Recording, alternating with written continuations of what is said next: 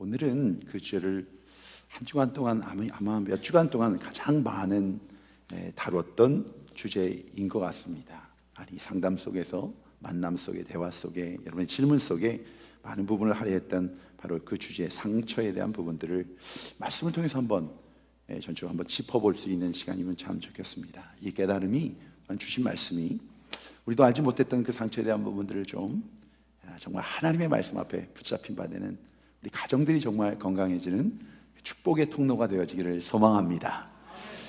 20살의 혜성처럼 나타난 미국 뉴욕 발라단의 천재 무용수입니다.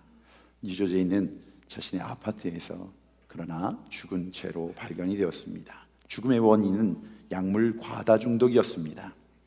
그런데 그 장례식에 한 여인이 찾아와 아주 처절하게, 너무나 슬프게 오열을 합니다. 그 여인은 울면서 그렇게 부르짖고 있습니다. 너를 죽인 것은 바로 나라고, 당신을 죽인 것은, 너를 죽인 것은 바로 이 어미라고. 어머니였습니다. 그녀의 고백 속에는 아버지에 대한 원망이 있었습니다. 아버지가 갑자기 소리 지르고 물건을 집어던지고 욕설을 퍼붓고 나를 때릴 때 그것이 나의 상처가 되어서 그것이 너를 기를 때 너를 때리기도 하고 욕설을 퍼붓기도 하고 너에게 똑같은 그 일을 내가 했다라고 하는 겁니다.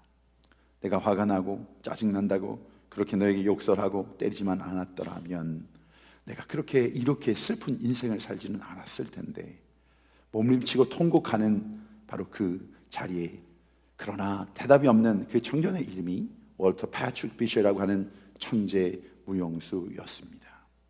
그 어머니 패트리샤는 교회 학교 교사였습니다.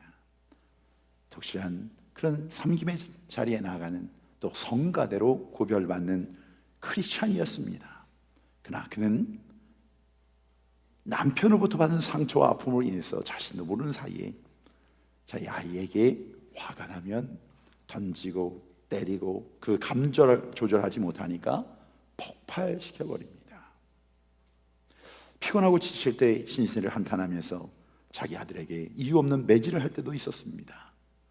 따뜻한 사랑과 격려가 필요한 바로 그때에 그 사랑을 기대했던 그 어머니에게 아들은 모욕, 고통, 아픔, 매질 가운데, 외로움과 그 고독 가운데서 약물에 의지하지 않고는 살 수 없는 인생을 살다가 그렇게 마감을 하고 만 겁니다. 그의 마지막 유서에 그 일기와 같은 것에 나는 약물로 망가지고 있다고, Don't care, 그래 될 대로 되라고 그렇게 적혀 있었습니다. 사랑하는 여러분, 우리가 인생을 살아가면서 내가 하는 자신의 행동, 이 행동이 스스로도 이해되지 못할 때가 있지는 않으십니까? 내가 왜 이 얘기를 하고 있지? 왜 내가 이 화를 이 사람에게 하고 있지? 내가 사랑한다는 이 사람에게, 내가 마땅히 사랑한다고 고백하는 그 사람에게 내가 왜 이 말을, 이 행동을 하고 있지라고 생각하지는 않습니까? 그 이유가 무엇일까? 왜 이렇게 행동할까? 근데 설명할 수가 없어요. 나의 마음을, 나도 이해할 수 없는 그 습관과 행동, 뻔히 이렇게 하면 불행한 길로 가고 있다는 걸 알면서도 이 행동을 주체하지 못하는 바로 그 일들이 내 안에서 있습니다. 그래서 때로는 내 안에 저주스러운 어떤 것이 내 마음과 행동을 이렇게 이끌고 가는 것은 아닌가라는 생각도 해보셨을지 모르겠어요. 사람들은 그래서 이 사람의 행동에 대해서 참 많이 연구했습니다. 그 연구 속에서 어떤 사람은 성격이라고, 성격 때문에, 어떤 사람은 태어난 기질 때문이라고 그렇게 얘기를 합니다. 그러나 좀 더 자세하게 우리 자신들로 들어가 보면 과거에 받았던 어떤 한 사건으로 인해서 오늘 우리의 모습이 형성되어질 수 있다는 것도 우리가 깨달을 수 있습니다. 그것이 오늘 본문과 이어지는 말씀이기 때문에 한번 우리 자신을 비춰볼 수 있는 시간이면 하는 마음으로 이 말씀을 살펴보려고 합니다.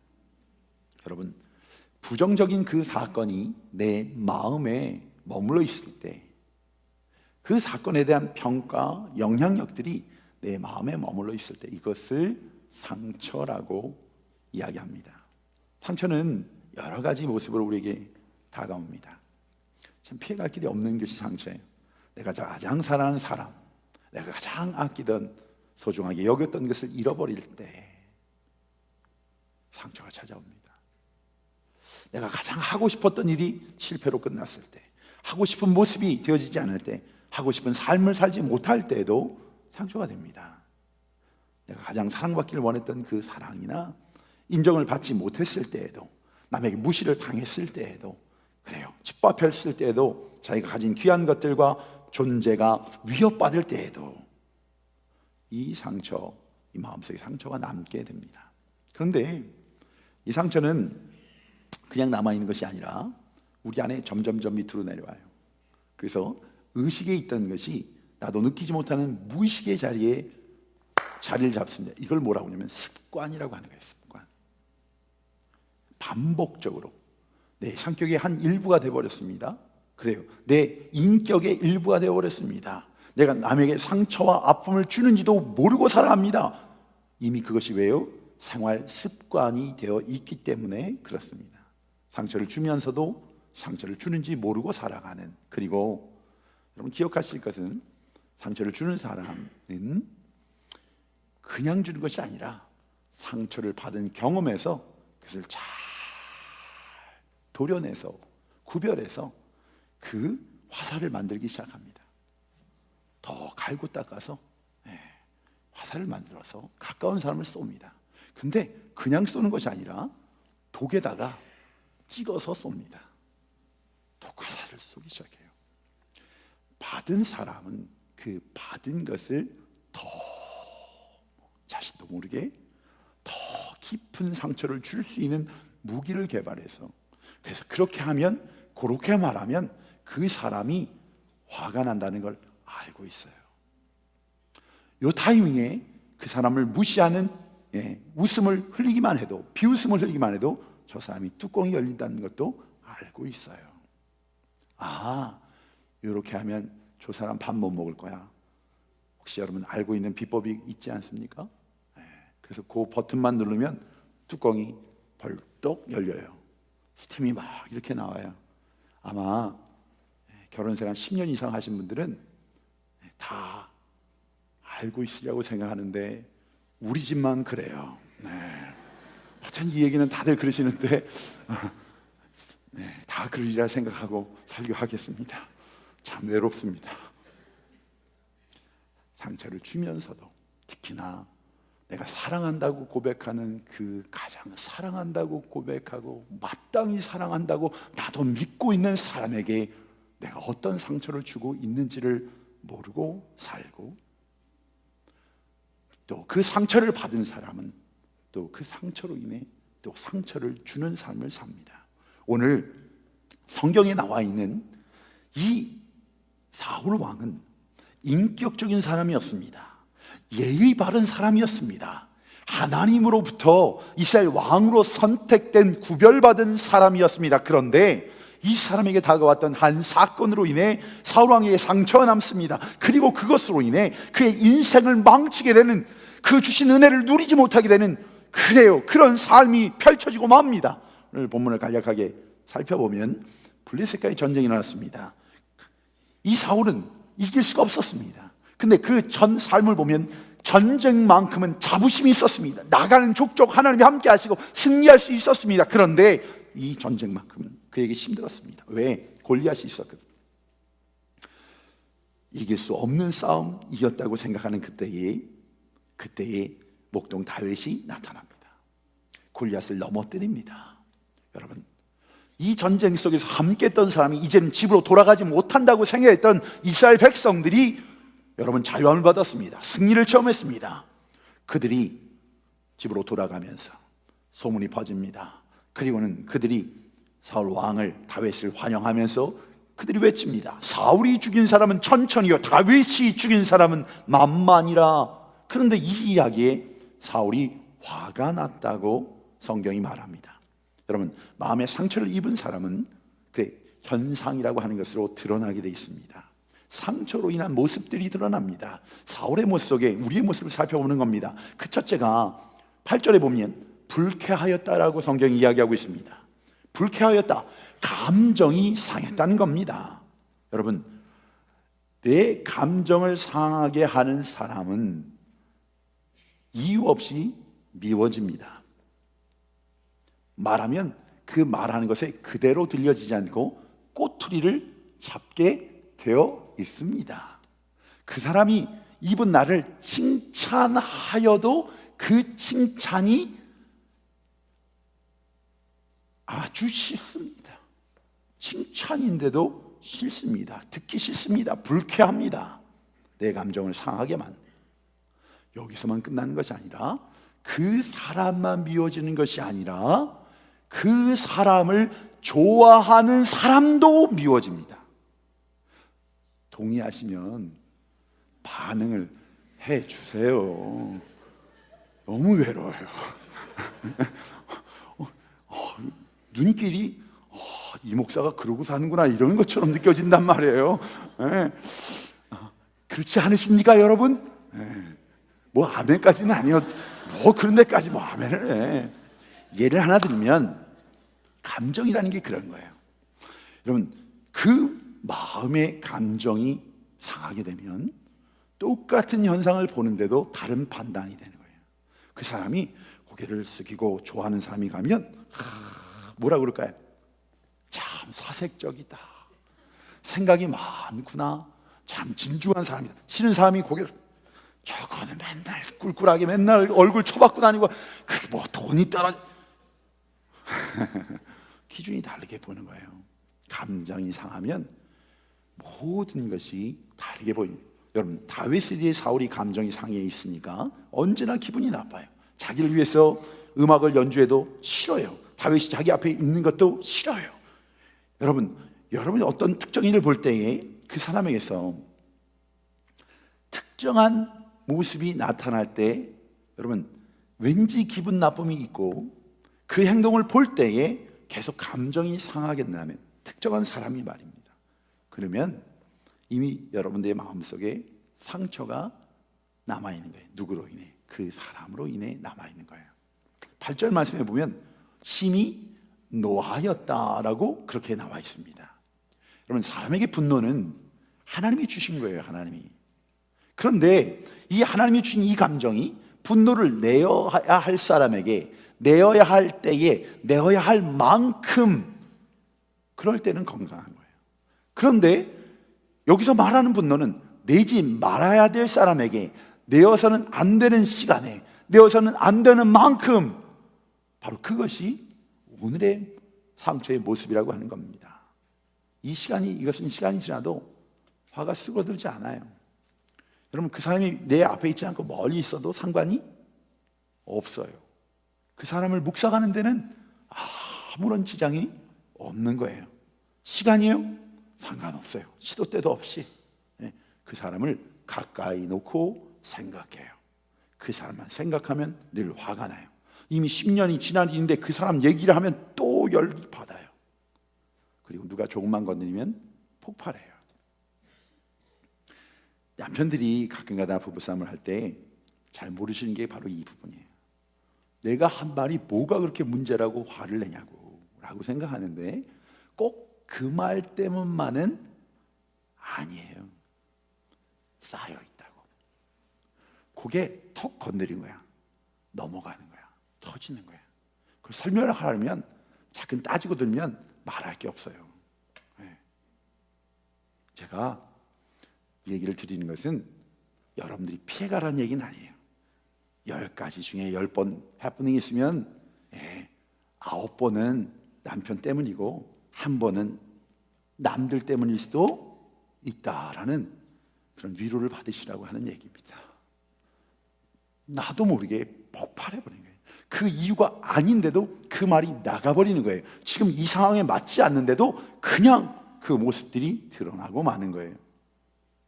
그 뒤에 구절을 보면 그날 후로부터 다윗을 주목하였다고 했습니다. 사울이 다윗을 주목하고 시작해요. 그 상처가 자리를 잡으면 주목하기 시작한다는 거예요. 여기에 원어대는 아완인이라는 그런 단어를 씁니다. 눈이라는 뜻입니다. 의심에 찬 눈으로 보는 거예요. jealous eye입니다. 질투의 눈으로 보는 거예요. 질투와 의심의 눈으로 보는 거예요. 누구에게? 한 사람에게 관심을 가지고 주야로 관찰한다는 거예요. 그 사람이 어디 있든지 상관이 없습니다. 그 사람이 하는 모든 일이 나의 최대 관심사가 되는 거예요. 시간도 정해져 있지 않아요. 여러분, 그 사람과 그 일과 관련지어 생각하게 되면서 자유함이 사라져요. 자꾸 피곤해져요. 그리고 자꾸 짜증을 내기 시작하는 거예요. 그게 과도해지면 신경쇠약도 와요. 과도해지면 관계가 자꾸 끊어지는 거예요. 그런데 여러분, 그 시작이 사랑에서 시작한 분들도 많아요. 너무 사랑하다 보니까 돌아오는 것이 상처로 자리 잡을 때 그 마음들이 작은, 그 관심들이 잘못된 관심으로 가는 거예요. 여러분, 저희 이 잔스크리 예배는 은혜를 사모하는 분들은 앞자리에 앉으셔야 돼요. 훈련한 자리 제가 얘기합니다만 앞자리에 앉으세요. 왜냐하면 뒷자리에 계시면 자꾸 말씀을 묵상하는 것이 아니라 뒤통수를 묵상하게 돼 있어요. 그 여러분의 마음에 좀 바다가 되는 바로 그 사람의 그 뒤통수는 어디에 숨어 있더라도 보이게 돼 있어요. 희한하게 그냥 가요. 저기 있구나 이렇게 보여요. 그리고는 참, 그 삔이 또 뭐냐, 아이고, 야, 나이가 몇 살인데 저 동대 남대문 노판이 저거 그냥 술술술술 말씀이 들어오는 게 아니라 그 사람을 집중하고 그 사람의 뒤통수를 묵상하고 그 사람의 움직임을 보면서 아이고, 설교 안 듣는구나. 본인은 뒤에 앉지 마세요. 예, 그게 은혜예요. 물론 다 사정이 있으셔서 앉으신 분들에게 강요하는 것만은 꼭 아닙니다. 예, 우리 좀 늦게 오시는, 사정이 있어서 늦게 오신 분들에게도 좀 자리가 뒤로 배려가 될 수 있도록 좀 앞자리에 앉는, 은혜에 있는 교회, 건강한 교회는 앞자리를 사모하게 돼 있어요. 예. 아직 넓은데 뭐 그거 걱정하냐고 그러는데, 예. 작은 그러지 마, 상처돼. 네. 10절 말씀에 보면 바로 이런 마음에 악신이 사울에게 임하였다고 했습니다. 여러분, 상처가 있는 사람은 악한 영들이 그래요. 그 상처를 교두보로 삼는 거예요. 쉽게 시험에 걸려요. 쉽게 그 시험에 걸리고 유혹을 받고 넘어지면서 괴롭히기 시작하는 거예요. 여러분, 섭섭한 것만 생각나게 만들어요. 또 내가 실패한 것만 자꾸 떠오르게 만들어요. 외로운 것만 생각나는 거예요. 그래서 남을 원망하는 것, 남을 미워하는 것, 그 핑계로 삼는, 그리고 끝끝내는 스스로가 자신을 가치 없는 자로 자꾸 매김질하는 거예요. 자신이 자꾸 작아지는 거예요. 살 맛이 나지 않는 거예요. 자신을 비난하게 만드는 거예요. 여러분, 사울은 나라를 구하고 자기를 지켜줬던 다윗을 끝내는 어떻게 해요?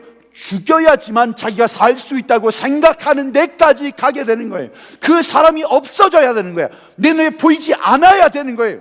바로 그 자리까지 넘어가는 거예요. 그것이 시험이에요. 16절 말씀을 보면 온 이스라엘과 유다는 다윗을 사랑하였으니 그가 자기들 앞에 출입함을 인함이었더라. 다윗은 직분을 맡게 돼요. 그 직분에 충성을 다한 거예요. 성실한 거예요. 그러니까 사람에게 사랑을 받았어요. 그런데 사울은 어떤가 보니까 자기가 관심을 갖고 있는 그 관심에 거기에만 집중되어서 자기가 맡고 있는 직분을 감당하지 않는 거예요. 왕으로서의 감당하지 않는 거예요. 남편으로서, 아버지로서의 그 직분을 감당하지 않는 거예요. 아내로서의 그 직분을 감당하지 않는 거예요. 그거를 애딕션이라고 해요. 그 집중하는 사람은 다른 사람이 나로 인해 아파하는 것을 느낄 수 없어요. 나만 즐거우면 되는 거예요. 나만 유의로움에서 떠나면 되는 거예요. 나만 요 부분을, 이 스트레스를, 이 프레셔를 넘어가면 되는 거예요. 그것으로 인해 아내가, 그것으로 인해 자녀들이, 그것으로 인해 남편이, 그것으로 인해 교우들이 얼마만큼 힘들어할지는 생각이 나지 않는 거예요. 그래서 그것이 우리의 영적인 병이라고 하는 거예요. 여러분, 이게 우리 자녀들에게 게임으로도 갈 수 있어요. 이게 어떻게 해요? 인터넷으로 갈 수도 있어요. 이게 여러분이 좋아하는 취미 생활로도 갈 수 있어요. 애딕션, 중독.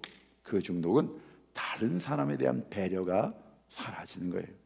17절에 보면 사울이 넘어가는 말씀에 다윗에게 자기 맏딸을 아내로 주겠다고 약속하면서 블레셋과의 전쟁을 다시 일으켜요. 상처가 있는 사람은 바로 그 대상이라고 생각하는 사람을 소유로 삼으려고 먼저는 트라이해요. 내 언더 컨트롤. 근데 그렇게 되지 않으면 어떻게 해요? 제거하는 거예요.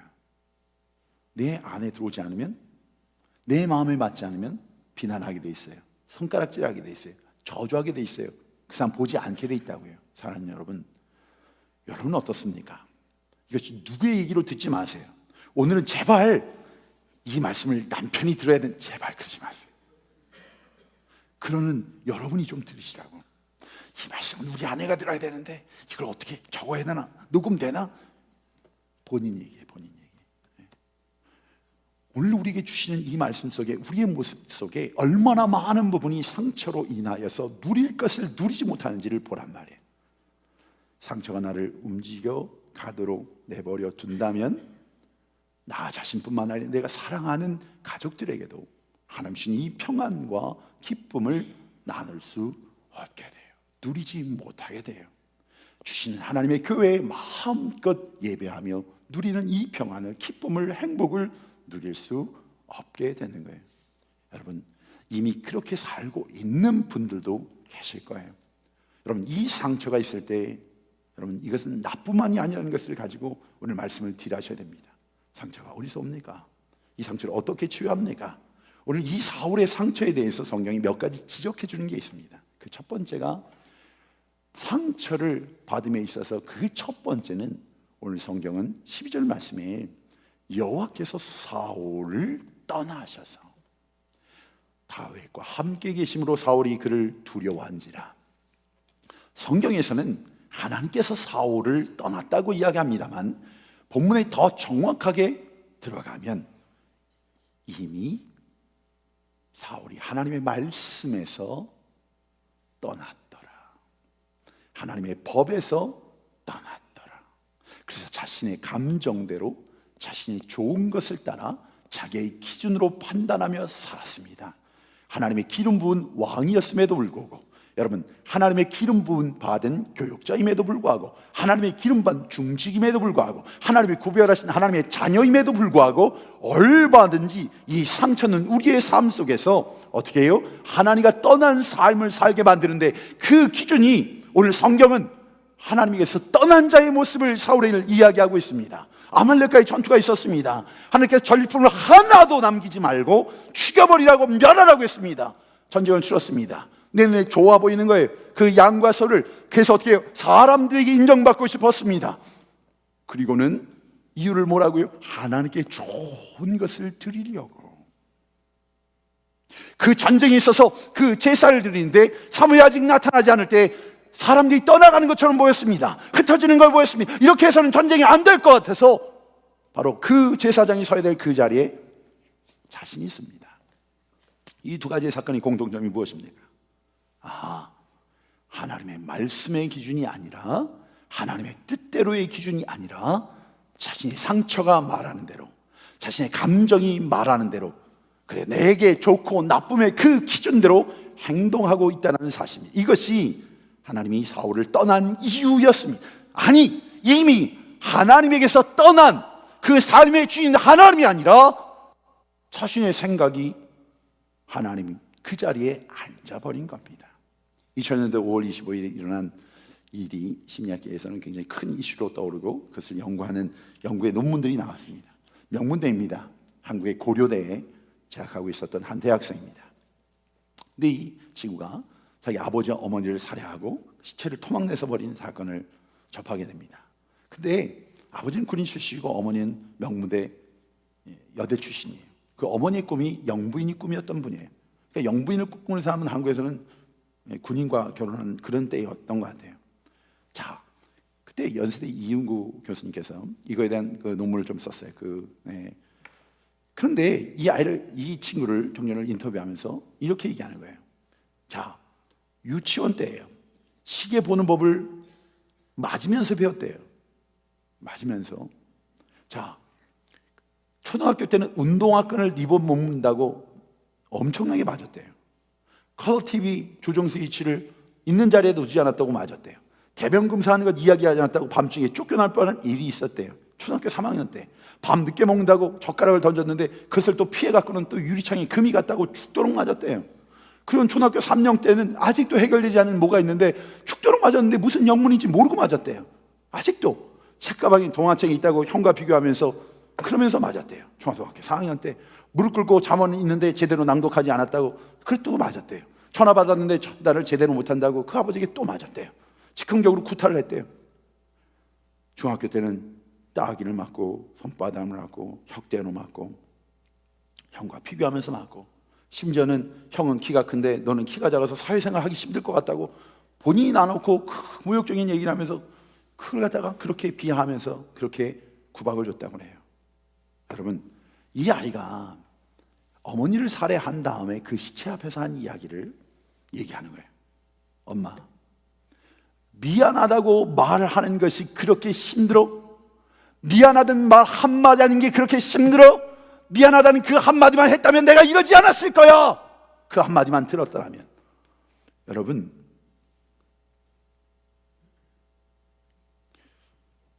이 어머니도 피해자예요. 무남 동료 외동딸로 자라서 영부인이 되겠다는 꿈을 꾸고 군인과 결혼했는데 꿈을 접게 돼요. 그런 제목이 아닌 거예요. 그런데 자녀들에게 기대를 했는데 그 자녀들이 자기의 기대만큼 따라오지 않는 거예요. 그 좌절된 꿈, 그것만 바라보고 살았는데 그때부터 자신도 모르게 미워지고 자기 자신을 학대하고 그러면서 그 아들들을 향해서 그렇게 했대요. 근데 이 어머니가 참 독실한 분이라고요. 나중에는 교회에서 인정받는 분이에요. 중직자를 가진 분이에요. 신학대학까지 나온 분이에요. 여러분, 하나님의 사람인데, 그런데 중요한 것은 하나님의 말씀대로 살지 않을 때의 모습을 얘기하는 거예요. 여러분, 하나님의 교회인데 하나님의 교회 말씀의 기준이 있지 않을 때 교회됨이 사라지는 거예요. 하나님의 자녀인데 그 말씀이 사라져버리면 여러분 교인됨이 사라져버리는 거예요. 그러면 손가락질 받기 시작하는 거예요. 에베소 6장 4절은 아비들아 너희 자녀를 노엽게 하지 말고 오직 주의 교양과 훈계로 양육하라고 말씀하고 있는데, 여러분 하나님의 말씀과 방법이 나에게 주어졌을 때에 그 말씀대로 택하는 것이 아니라 자기 마음속의 생각, 감정 기준대로 행하는 자신의 모습을, 여러분 바로 그것이 상처의 시작이라고 하는 거예요.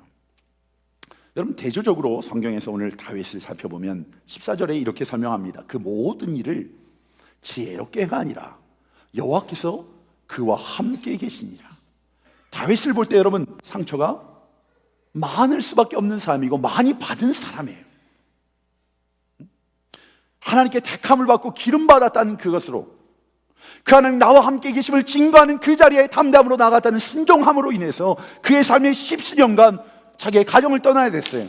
뒤에 보면 자기 아내까지 빼앗겨요. 사랑을 기대했던 사람에게 그 사랑을 받지 못하고 버림을 당하는 거예요. 목숨의 위협을 당하는 거예요. 10여 년 이상 그렇게 굶주리며 미친 척까지 해야 되는 그 삶을 살았단 말이에요. 그러나 다윗은, 중요한 것은 그 다윗은 상처가 자기에게 시키는 대로 살지 않았다는 거예요. 행동하지 않았다는 겁니다. 여호와를 경외하는 것이 지식의 근본이, 내가 판단하는 대로, 상처 입은 대로, 마음이 가는 대로가 아니라 그 생각을 검증하는 거예요. 그리고 하나님께 묻는 거예요.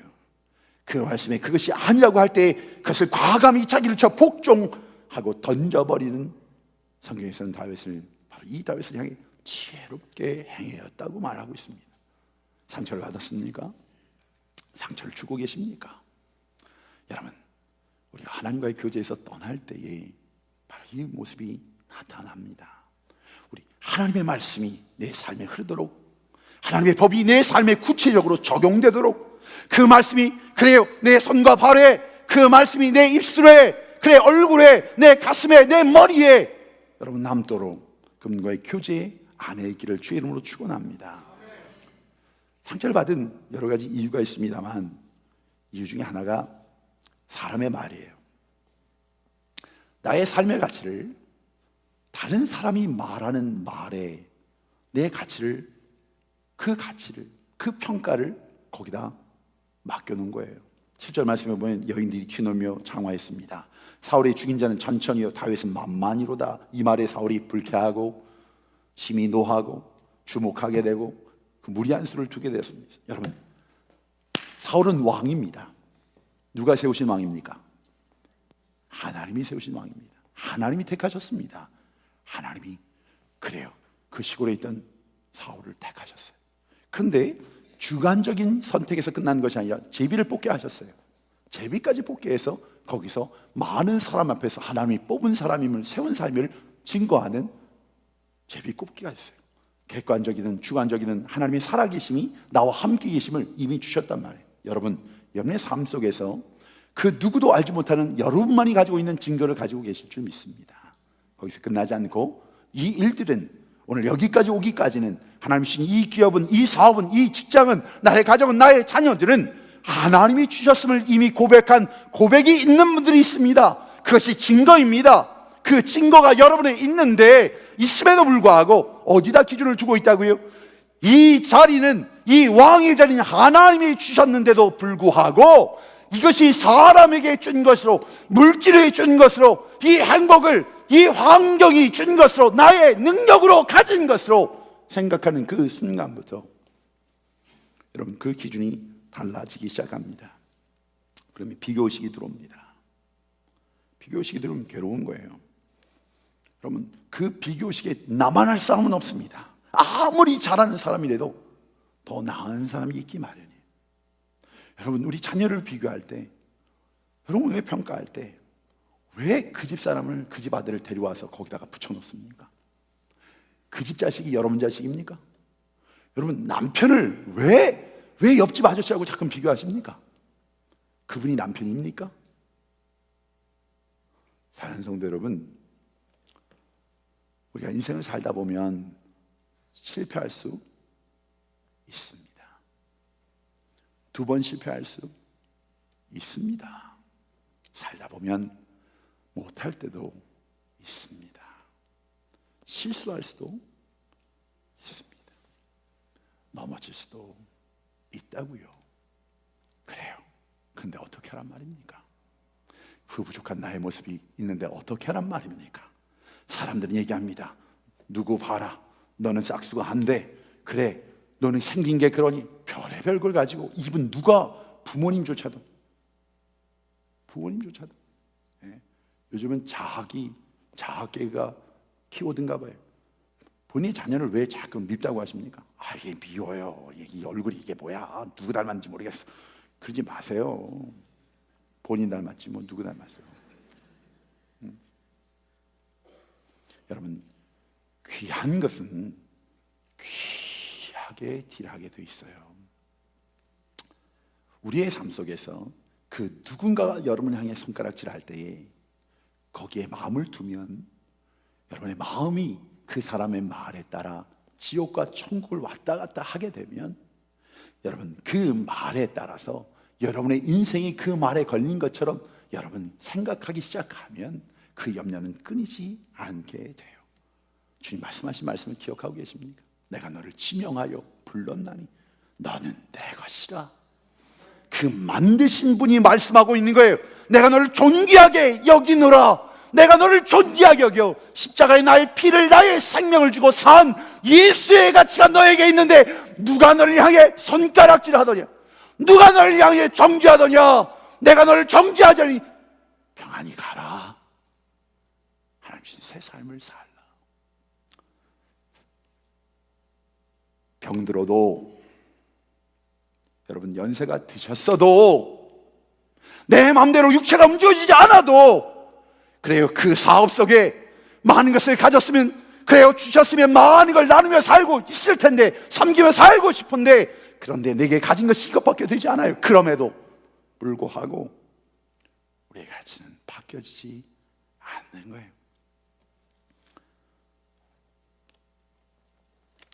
양육반에서 이 100불을 자주 씁니다만, 여러분, 이 100불이 우리 인생에 좀 구겨지는 일이 있었어요. 지난주에, 지난달에, 1년 전에. 그렇다고 이 가치가 바뀝니까? 그래요, 좀 사람들에게 던지진 바가 되고 더럽힌 바 되고 그렇게 됐어요. 그래요, 이 가치가 바뀌었다고 생각하십니까? 하나님의 주신 가치를 이 땅에 그 어떤 것도 뺏어갈 자가 없습니다. 하나님이 만드신 하나님의 자녀, 하나님의 백성에게 주신 이 가치, 하나님의 자녀의 가치, 하나님 자녀의 권세, 하나님 자녀의 축복 변하지 않는 것이에요. 마귀는 이 상처를 통해서 우리를 미혹합니다. 넘어뜨립니다. 하나님을 떠나면 그렇게 돼요. 사람들의 그 말에 여러분의 인생을 걸어놓으면 그렇게 되는 거예요. 사랑하는 성도 여러분, 내 인생대로 구겨지고 부서진다 하여도 나를 만드신 주님께서 나를 귀하게 여기시는데 그래야 누가 나를 정죄하겠습니까? 환난이나 곤고나 전사나 세상의 어떤 것도 나를 그리스도 사랑해서 끊을 수 없노라 담대하게 외쳤던 바울, 그는 고통과 고난이 많았던 사람입니다. 마음의 상처에서 고난을 받았다고, 그러나 성경에 나오는 것은 찾아보지를 못했습니다. 여러분, 나를 진정 평가하는 것은 세상의 말이 아니고 물질이 아니고 지금 가지고 있는 삶의 재물이 아니라 하나님이십니다. 하나님, 그 하나님께 초점을 맞추는 겁니다. 주님께서 말씀하시는 그 말씀을 들으십시오. 내가 고아와 과부같이 너희를 버려두지 아니하겠다. 내가 어디에 가든지 내가 너와 함께 있어서 이 모든 대적을 내 앞에서 그래요 멸하셨은지 세상에서 존귀한 자의 이름같이 내 이름을 존귀하게 내가 만들 것이라고, 나와 끝까지 동행하시겠다고. 그분이 바로 임마누엘의 하나님입니다. 다윗은 전쟁 중에도 잠을 잤습니다. 평안히 담을 넘었다고 했습니다. 사랑하는 성도 여러분, 우리가 인생 속에서 그 상처를 주고 받을 수밖에 없는 우리의 연약함이 우리에게 있습니다. 그러나 속지 마십시오. 그래요, 그 연약함이 있어서 아버지로서 부족한 아버지였습니다. 부족한 남편이었습니다. 어머니로서, 아내로서 후회되는 일이 참 많습니다. 그런데 사랑하는 성도 여러분, 우리가 믿는 것은 그 상처를 회복시키신 하나님의 능력이 있음을 믿으시기 바랍니다. 그래요, 우리의 생각대로가 아니라 우리가 하나님 앞에 설 때에 우리에게 주신 하나님의 능력, 하나님의 역사, 하나님의 돌보심, 그 상처가 더 이상 나를 주관하지 못하도록, 사랑하는 나의 배우자에게 이 상처를 더 주지 않도록, 그러나 그 실수가 있더라도 인정하고 고백하고 회개함을 통해서 하나님께서 세워주실 수 있다. 사랑하는 성도 여러분, 더 이상은 안 됩니다. 더 이상 속아서는 안 됩니다. 저와 여러분을 파멸로 몰아갑니다. 여러분의 가정을 그렇게 되어버립니다. 우리의 공동체가 그렇게 되는 것입니다. 사랑하는 성도 여러분, 오늘 내가 생각하는 그 지식, 그 기준들, 옳다고 판단한 것에 의지하는 것이 아니라, 지금 이해가 되지 않더라도 그 은혜를 잊어버리지 마세요. 그 은혜를 잊어버리면 다 잃어버리는 겁니다. 그 사랑을 잃어버리면 다 잃어버리는 겁니다. 오늘 주께서 친히 이 말씀이 오늘 우리에게 주시는 축복의 말씀 되기를 소망합니다. 같이 기도하십시다.